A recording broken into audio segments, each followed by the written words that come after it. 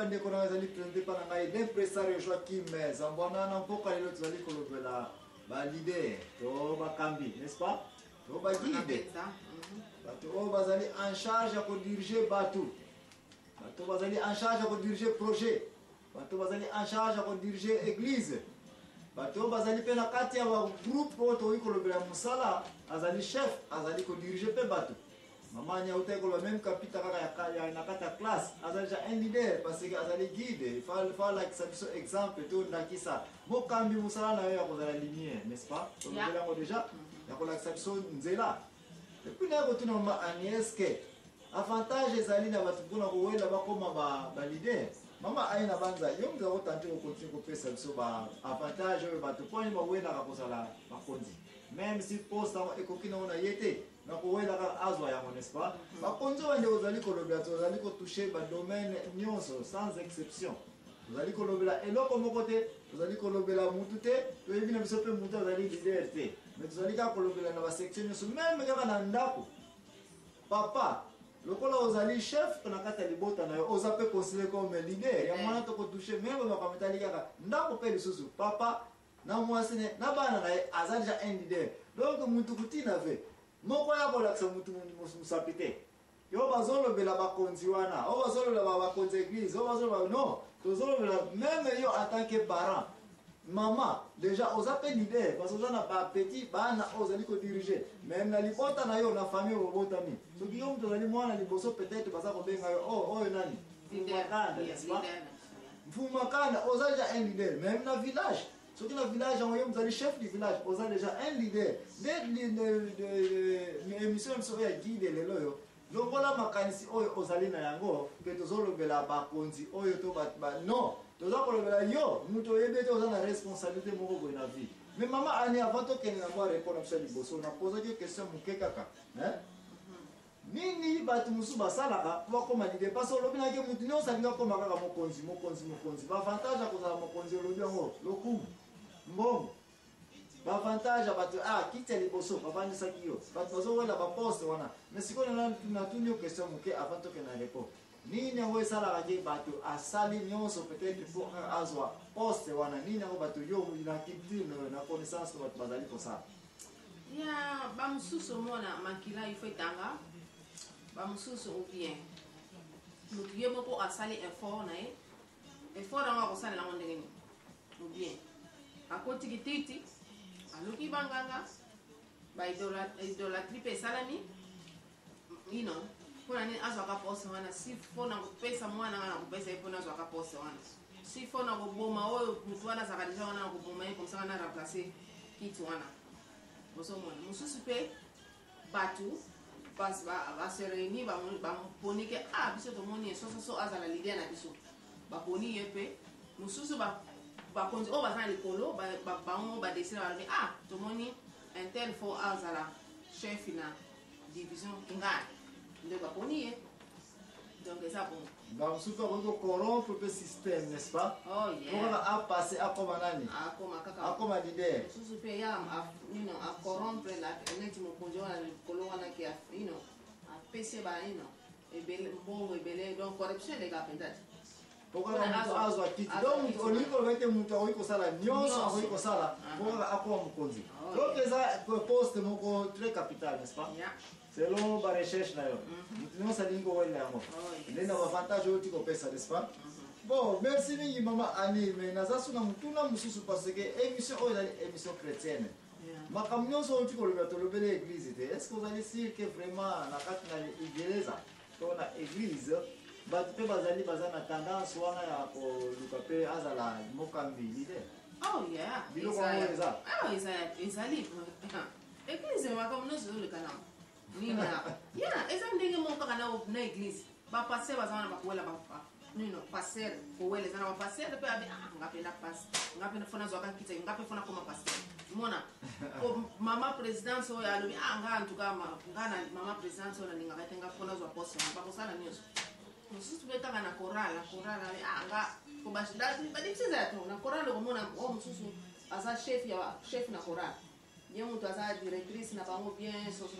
ye mutu adirigaka bango oyo aza so boy na ntango motu wana azwi pose epo afutaka na bango mpe bango me kowela koswana yokomona bango meme na baeglise na biso nayebi nanga te eglise kolobela me ngai nazaka kotuna ngai nazaka toujours me ngai nazwi biso kotelaka bato te na tuzaka mpe bato te mais soki vérité ebimi eke vérité yango mutu esali ye pasi seke afutani na kao ezali ke etutani ye wana ngai nakoki kopekisa nazobisoyasolopongamo nazovivre yango meme na baeglise na biso korane kala mingi te bitumbele kaki mwana na ngai nalobi yango mpe bafutaka bango te eloko ni bazowela kuna bafutaka bango te koyemba kaka bozokobundaka eloko ni ezotina bino guide role de guide leader yango tozali koloba yango wana olingi koloba ete meme na lingomba ezali mama présidente directrice wana basepelaki na ye te mpona ni ye awuti koya mpona nini bapesi ye position wana ye ko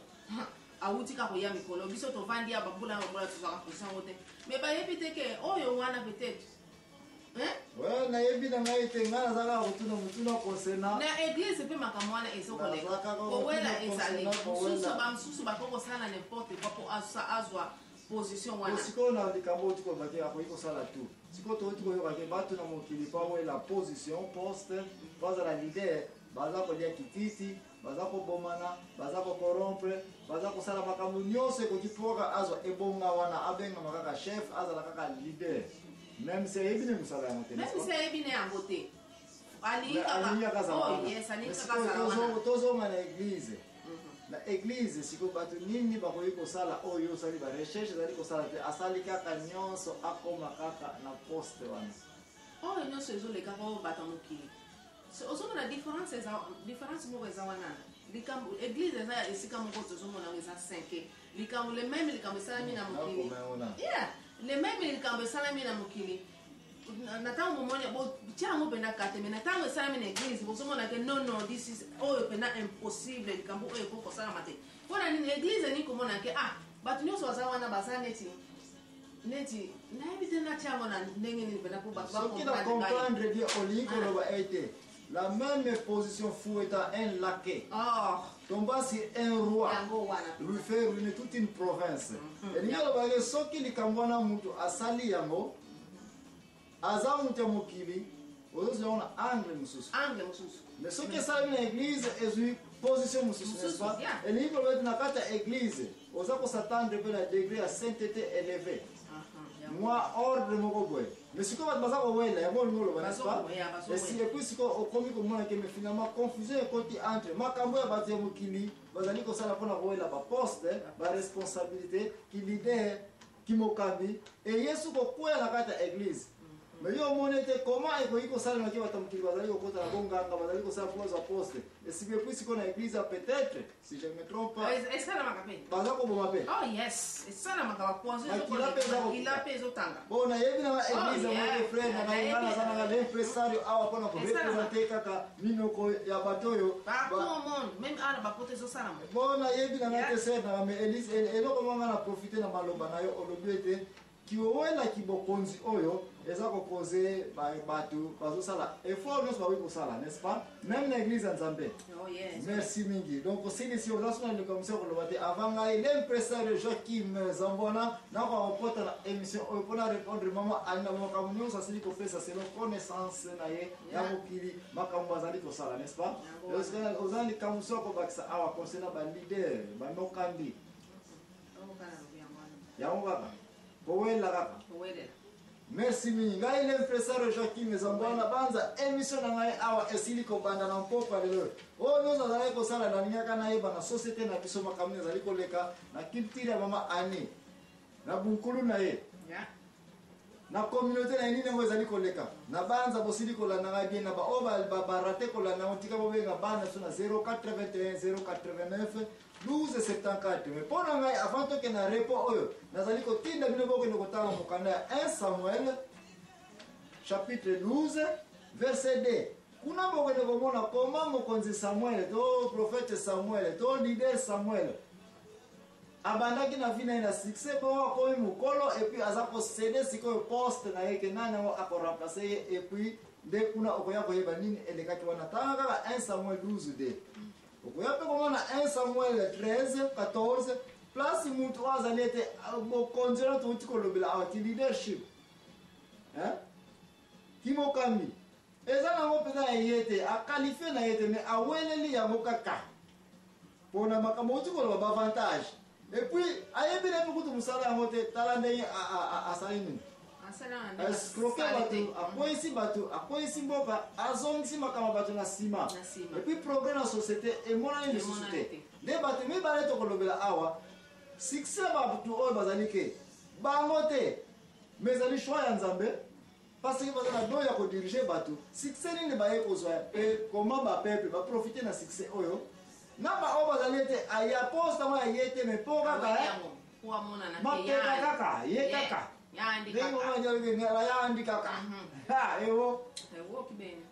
nde place oyo tozali ngai l'impresseur Joakim ezambona émission na esili kobanda awa merci ndeko kokende mosika etango tozali kozonga nde tozokontinue na guide role na ye